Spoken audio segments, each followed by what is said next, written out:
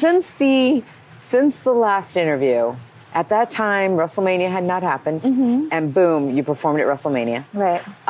So talk to us about that real quick. Oh my gosh, WrestleMania was absolutely unforgettable. Like, I'm not going to ever forget anything about that day. Yeah. There are days there are events that are unforgettable that you're like, this was really cool and I remember the event, but I remember everything from waking up that morning to getting there, to taking, walking over, getting in the Uber, taking my guitar, where we met the guys. I remember every little detail. And the funniest little detail that I love so much, I love this story so much, was remember I told you the day I got sober, we were in New Orleans, staying at the same hotel, same exact hotel, right outside. We were playing at the Smoothie King Center, which is the arena next to the stadium where WrestleMania was. And that morning, the morning that would become my last night before I got sober, I woke up and I opened the curtains of the hotel room and I looked out and I saw this massive structure. And I looked at Josh, I was like, oh, is that where we're playing?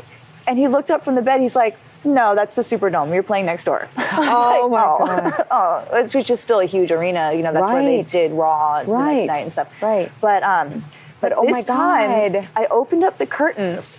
This last year, in 2018, when we were there for Mania, I opened up the curtains, I looked at him, I was like, Josh, I pointed, and he's like, that's where we're playing. And I go, is that where I'm playing? And he looked up from the bed, he goes, yep. Exactly the same way. And we had almost the same view. I mean, it was uncanny. Like, we were a couple floors higher, but it was almost the identical view. And it was such a cool moment. And again, we talk about these little blessings and, the way that things come into your life.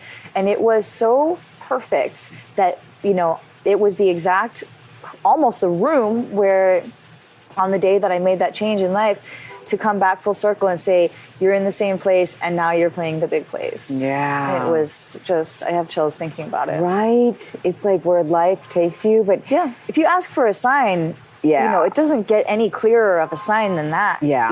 Like a side of a piano falling out of the sky. Right. Well, it is because you chose 3 years ago to get sober, and there you were in New Orleans, and then it's like, okay, here we go. 3 years later, you're performing at the Dome. At the Dome. Wow. So just to catch anybody up who doesn't know, you can actually look this up.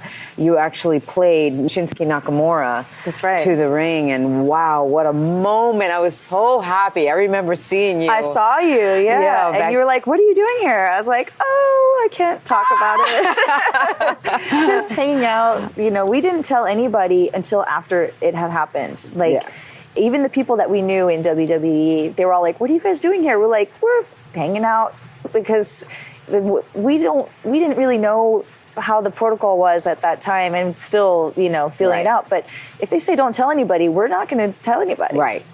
Up until the moment of truth, Right. Yeah. Even though I'm sure an hour before it wouldn't have hurt to tell somebody that we know that's close to us. Yeah. It's still just one of those things of, well, they said don't You don't want to blow it. You don't want to take a chance to blow it. Imagine. For them to go, never mind, we told you not to say anything. And exactly. Fine, you can't keep a secret. You're Imagine that we had just said to someone in passing, hey, oh my God, what are you doing here? I'm playing Shinsuke's music as he walks out of the ring.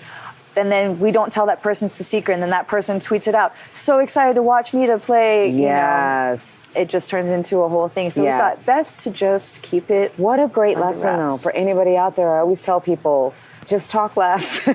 You'll never regret talking less.